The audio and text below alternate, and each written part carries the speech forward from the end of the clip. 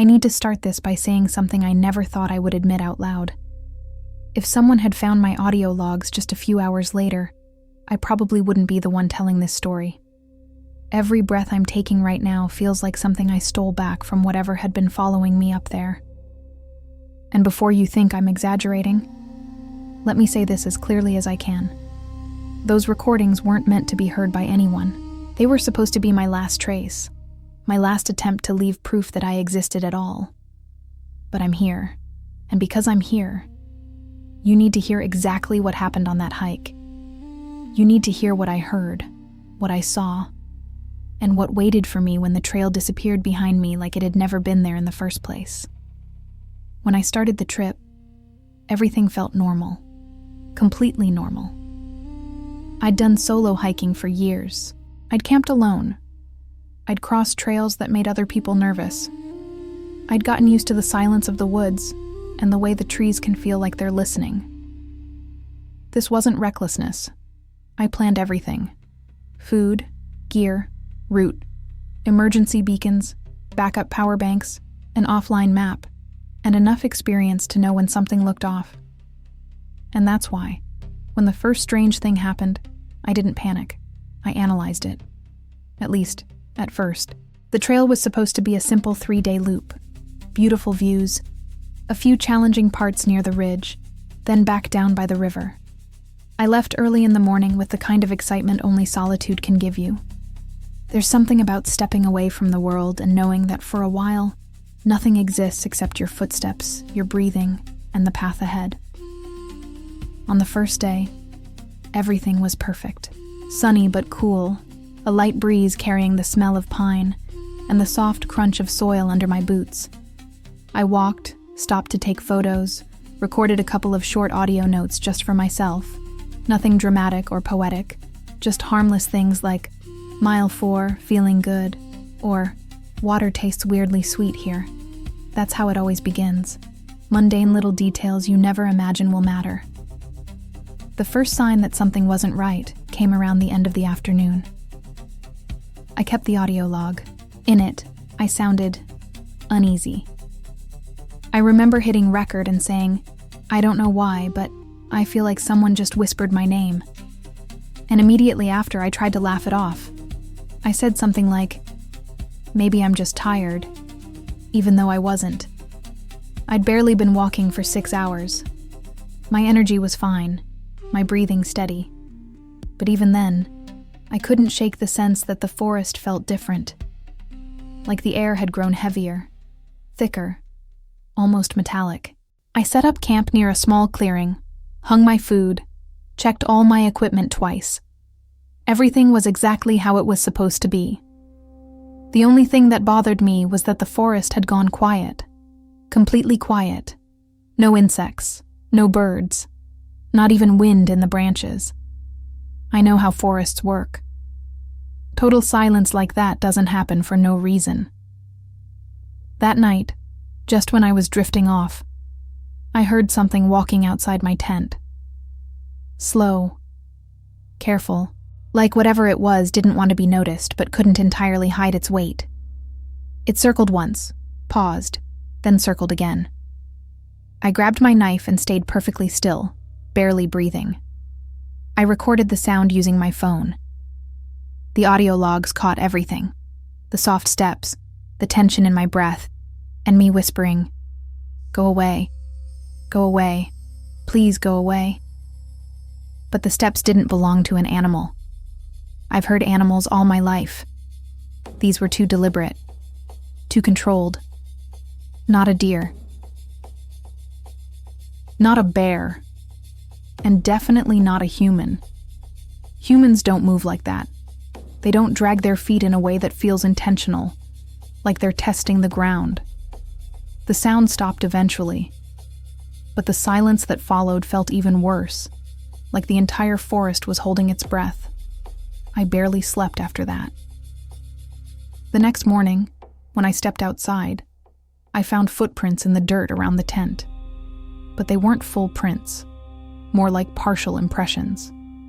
Toes that didn't look like toes, a heel that curved too sharply. a weight distribution that didn't make sense for any creature I know. I took a photo, but the lighting was bad and the dirt loose, so the picture didn't capture the details clearly. Still, the shape stayed in my mind. I packed up faster than I usually do, and I remember telling myself, "You imagined it. It's fine." That's how hikers get into trouble. Convincing themselves they're overreacting and ignoring instincts that are screaming warnings. I kept moving, stayed on the path, checked the map repeatedly. Everything lined up, at least for the first couple of hours. Then around midday, something changed. The trail I'd been following just wasn't there anymore, like it had been erased. I walked a few meters forward, expecting to see the turn, the marker on the tree, the next curve of the path, but nothing matched what was supposed to be there. My GPS still showed I was close to the route, but visually, the forest seemed different, as if someone had moved the trees while I wasn't looking. I recorded again. My voice in that log shakes when I say, "I know this trail. I've been studying it for weeks. It shouldn't be like this. I should have stopped. I should have turned back immediately. But the feeling that something was behind me pushed me forward. Not chasing. Shadowing. Waiting. I walked until I reached a small waterfall that was definitely not on any map. At first, it was beautiful. Crystal clear water, sunlight breaking into colors, the kind of place you'd want to rest. But when I stepped closer, I noticed something floating downstream. A piece of fabric, blue, torn at the edges. It looked like part of a jacket sleeve. The material felt new, not weathered. I checked every missing hiker report from the region when I got home. None of them mentioned a blue jacket. I put the fabric in my pack and kept moving, but from that point on, I kept hearing branches snapping behind me. Once, twice, over and over. Every time I turned, there was nothing there. No wind, no animals. But the snapping kept happening, always just far enough away that I couldn't see the source, but close enough that I knew I wasn't imagining it. By late afternoon, I started leaving audio logs every 30 minutes. I didn't even think about it. It was instinct. A part of me felt like those recordings might outlive me. My voice changes over the hours. At first, I sound annoyed, then worried, then scared. There's one clip where I say, "If someone finds this, please tell my family I didn't go willingly." Something is shifting the forest. Around sunset, I reached a rocky ledge with a view of the valley.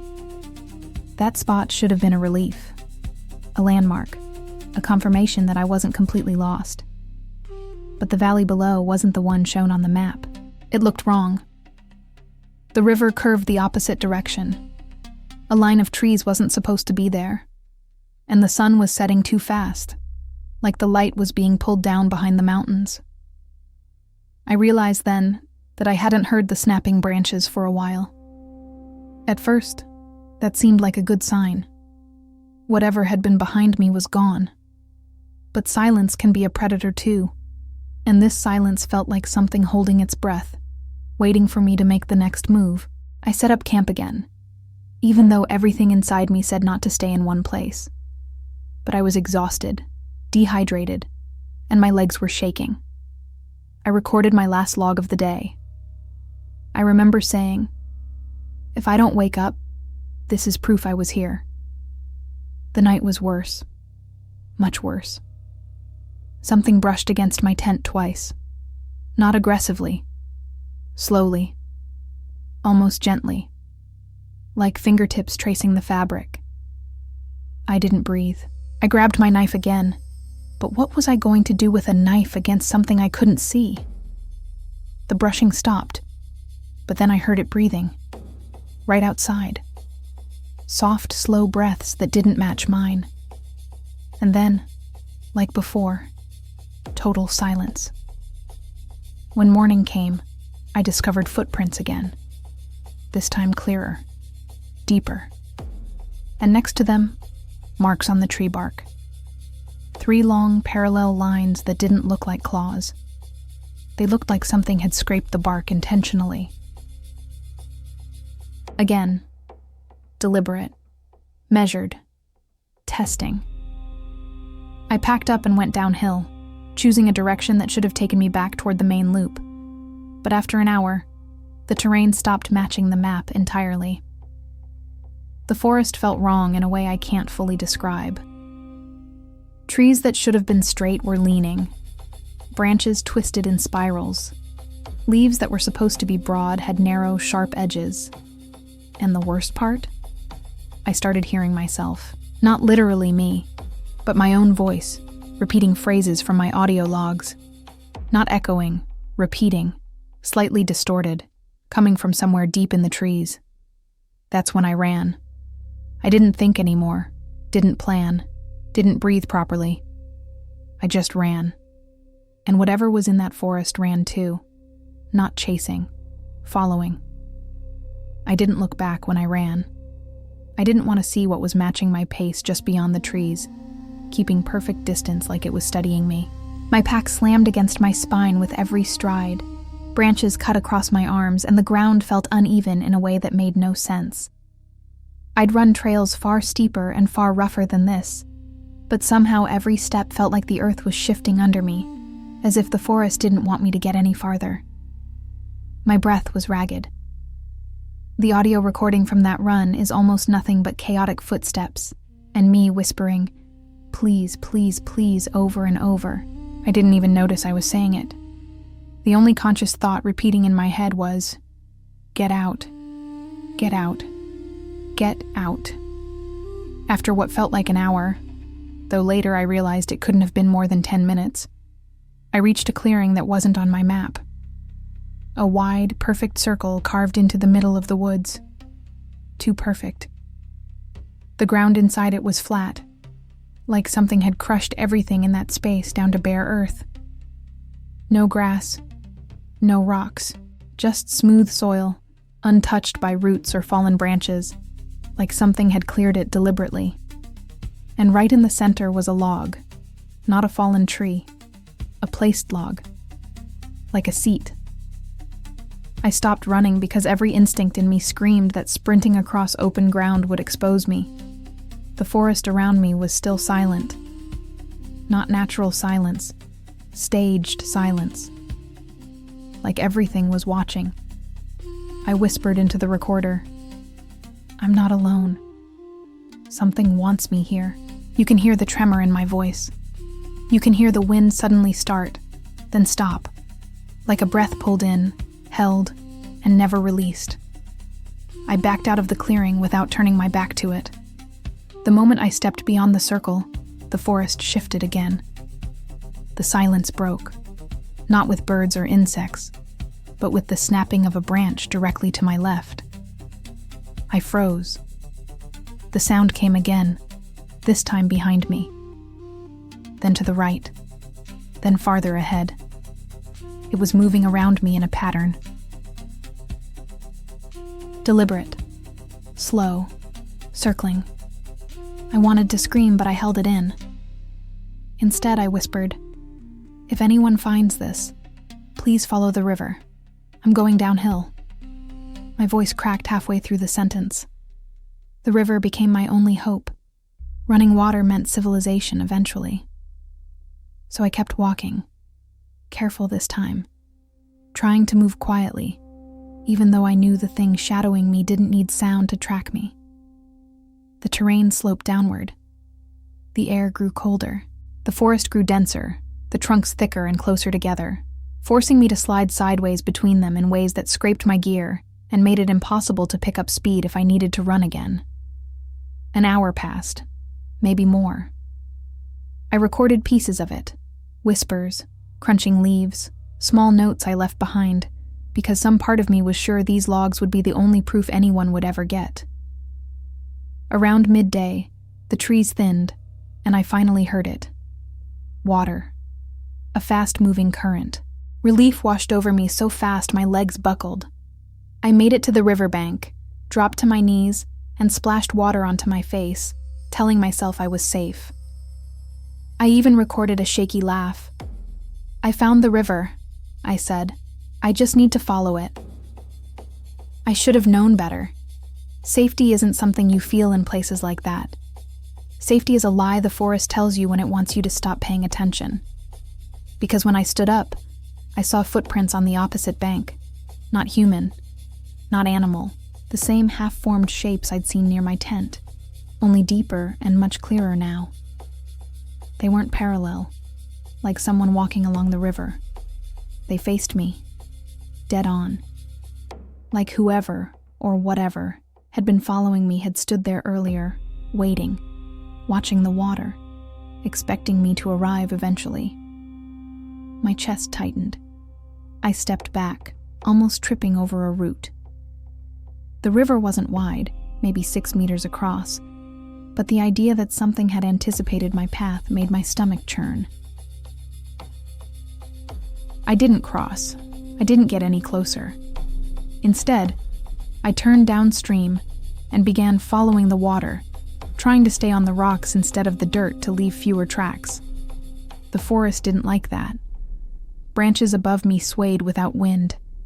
Twice I heard something splash into the river behind me, but when I turned, there was nothing. No ripples, no movement. Then came the voices. Not loud, not shouting.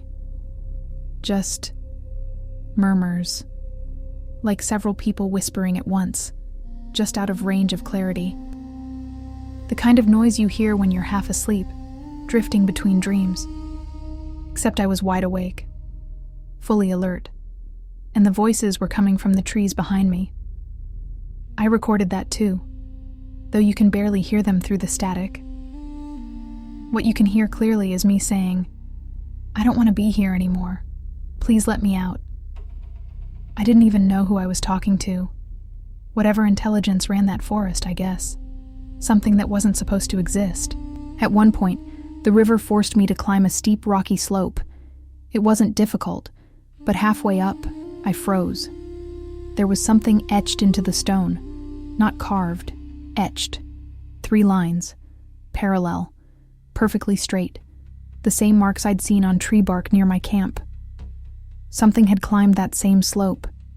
I kept moving. I didn't let myself think. Thinking meant fear. Fear meant mistakes. And mistakes meant whatever followed me would catch up. I reached a ledge, and from there I could see the river winding through the forest. For a moment, everything looked normal. A calm afternoon, sunlight filtering through the canopy, water reflecting gold and green. But then the reflection shifted. Not the water, the reflection. Something passed between the sun and the river. Something tall, thin, moving with impossible smoothness. Its outline distorted the light, bending it slightly like heat waves on summer asphalt. But this wasn't heat. The air was cold. I hit record again. The log is short because my hand was shaking. All I managed to say was, "Something is below me. It's not hiding anymore." A second later, the reflection vanished, like it dissolved into the air. I slid down the slope and nearly fell into the river. My knee hit a rock and pain shot up my leg so sharply I almost screamed. But I bit it back and kept moving, limping now, grabbing branches to keep myself upright. I followed the river for hours, hours of fear, exhaustion, and the constant sensation that the forest wasn't a place anymore. It was a presence, a mind, something that was changing around me, rearranging itself, watching how I reacted, testing boundaries. By late afternoon, the sky darkened much faster than it should have. Clouds rolled in from nowhere, thick and heavy, turning the light a sick shade of gray. The air grew colder.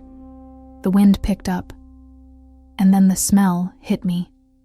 A metallic odor, sharp and unnatural. Not decay, not blood, something chemical, synthetic, almost like burned electronics mixed with wet soil. I covered my mouth and nose with my sleeve and started to jog despite my knee.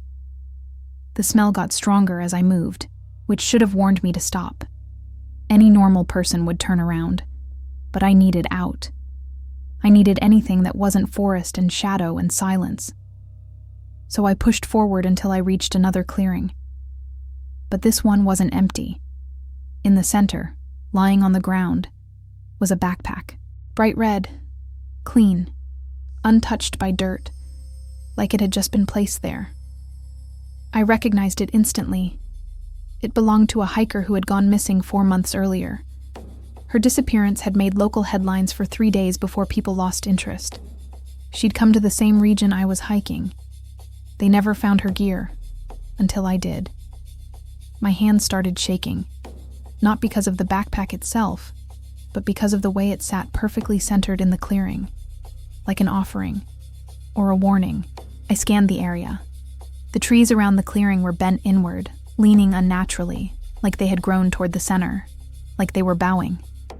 I stepped closer, slowly, ready to run if anything moved. The red fabric was intact. No tears, no weathering. As if it had been placed there minutes earlier. I whispered, "Why is this here?" The recorder caught it. You can hear the wind. You can hear me breathe. And you can hear something else. Something faint. Like a distant hum. I knelt beside the pack and unzipped it. Inside, I found a water bottle, a folded jacket, a snack bar still sealed, and a phone. A phone at 87% battery. I tried to turn it on. The screen lit up. It wasn't locked. The wallpaper was a photo of the missing hiker smiling on a trail. My gut twisted, but then the phone vibrated. I almost dropped it. One new notification. No service, no Wi-Fi. Yet one new notification. Audio file saved. I tapped it. There was only one recording. Timestamp. Today. Length. 3 seconds. I pressed play. The sound that came through wasn't a voice. It wasn't static. It wasn't wind. It was breathing. Slow. Deep. And not human. Something exhaling right into the microphone. I threw the phone back into the backpack and stumbled away, heart racing so hard I thought it might burst. That smell, metallic and wrong, flooded the air around me. My eyes watered. Then I heard it. A sound I still can't describe without reliving that moment. Not a growl. Not a scream. Not any animal noise. Something between a vibration and a whisper. Coming from the trees behind me, coming closer. I ran. I didn't look back, and the forest didn't stay behind me. It moved with me. Branches snapping, ground shaking. That metallic smell burning my throat. I recorded breathlessly. I'm not going to make it. It's right behind me. But I kept running anyway. Then the river disappeared. Gone. No sound of water. No path. Just trees. Thick, endless trees. The forest had shifted again, and this time, it wasn't trying to confuse me. It was guiding me, pushing me somewhere, forcing me toward something. Something I didn't want to find, but I found it anyway. And that's where things went from terrifying to impossible. Because when I broke through a wall of twisted branches and stepped into the next clearing, I saw something that made every hair on my body stand up. I saw myself, standing on the opposite side of the clearing. Same clothes, same backpack, same stance. But no face, just a blank, smooth surface where the features should have been. And it tilted its head at me, not with curiosity, with recognition. I froze. Every part of me shut down at once. My breath caught in my throat, my legs locked. My mind went blank like someone had hit a switch. That thing standing across the clearing didn't move. It didn't step forward. It didn't raise a hand. It simply stood there, angled slightly toward me, its featureless head tilted as if it were trying to decide something. I didn't understand how anything could look like me. and yet not be human. The shape of the body was right, but the details were wrong. The posture was too still, too precise. There was no natural shift of balance, no unconscious micro-movements, no breathing, just an outline carved out of the air, wearing my silhouette like clothing. I remember whispering, "That's not me." The recorder caught it. You can hear how quiet I tried to be, but the moment the words left my mouth, the thing tilted its head further, like it reacted to the sound, like it understood me. I took one step back. The leaves beneath my boot crackled, and the moment that sound echoed across the clearing, the thing took one step forward. Same foot, same angle, same posture. But when its foot hit the ground, there was no sound. None. Not even the slightest crunch of leaves. That was the moment I understood. It wasn't copying me. It was rehearsing me. Preparing, studying. I stumbled back another step, and the thing mirrored the movement perfectly, down to the slight tremor in my injured knee. But its version didn't shake. Its version was smooth, perfect. I tried to turn and run, but a sudden gust of wind slammed into me so violently it knocked me sideways. The trees bent inward, their branches twisting and groaning as if something invisible pushed them. The wind didn't feel natural. It felt directed, controlled, as if the forest itself didn't want me to run. Not yet. I hit the ground hard, rolled, and scrambled backward until my spine met a tree trunk. My hands dug into the soil, shaking, trying to find anything that felt like reality. The thing didn't rush me. It didn't pounce. It simply began to walk toward me. Slow, silent, deliberate. And with each step, its edges blurred slightly, like its shape was struggling to stay solid, like it wasn't made of skin or bone or anything I understood. More like smoke pretending to be a person. Smoke wearing my outline. The air grew colder. The metallic smell intensified. My ears rang. Then it spoke. Not with words, with sound. The same sound from the 3-second recording on the missing hiker's phone. The same sound from outside my tent. A long, slow exhale. But this time it came from the shape in front of me. It felt like that breath went straight into my bones. I curled forward, hands over my ears, teeth clenched, whispering, "Stop, stop, stop." But the sound didn't stop. It grew louder, pressing into the air like a vibration, like pressure in the atmosphere. When I looked up, the thing was right in front of me, less than an arm's length away. Its face, smooth, blank, was inches from mine.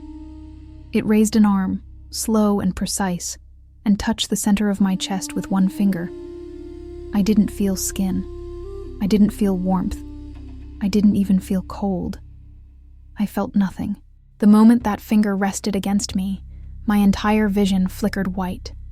Not like fainting, like interference, like my mind was losing signal. When the world snapped back into focus, I wasn't in the clearing anymore. I was standing, breathing, my pack on my back. The forest around me looked normal again. Real, like any other woods. For a moment, I genuinely thought I had imagined everything. But then I looked down. My hands were clean. Too clean. As if nothing had touched them all day. No dirt, no cuts, no scrapes. And worst of all, my injured knee didn't hurt anymore. I lifted my pant leg. No bruise, no swelling, nothing. It was like my body had been reset. Except something was wrong. Very wrong. I didn't hear birds, or wind, or the river, only my breathing. And then, my breathing stopped. Not the actual act of it, the sound. The sound of breathing disappeared. My chest still rose and fell, but no noise came out. Not even the faintest whisper of air. That's when I realized the forest wasn't real anymore. Or maybe I wasn't. My phone buzzed. One new notification, despite having no service. Another audio file, unnamed, 9 seconds long. My hands shook violently as I tapped it. The recording started with silence, then breathing. My breathing. Then my voice whispered, "Keep walking." Except I hadn't recorded that. I would have remembered recording something like that. My voice sounded calm. Too calm. Like it wasn't afraid of anything. Like it already knew how this would end. Then the recording ended with a second voice overlapping mine. Not copying, not mimicking. Speaking with purpose. Speaking right into the microphone. 4 quiet words. "I'm almost here now." The moment I heard that, I threw the phone on the ground and stomped on it until the screen shattered. The noise echoed unnaturally through the forest, bouncing in ways that didn't make sense. But I didn't stop. I crushed it again and again until the casing split. I grabbed what was left, shoved it into my pack, and started running. Again. Through trees that looked normal but didn't feel normal. Everything felt wrong. The angle of the branches, the texture of the ground, the air pressure, the temperature, the color of the light.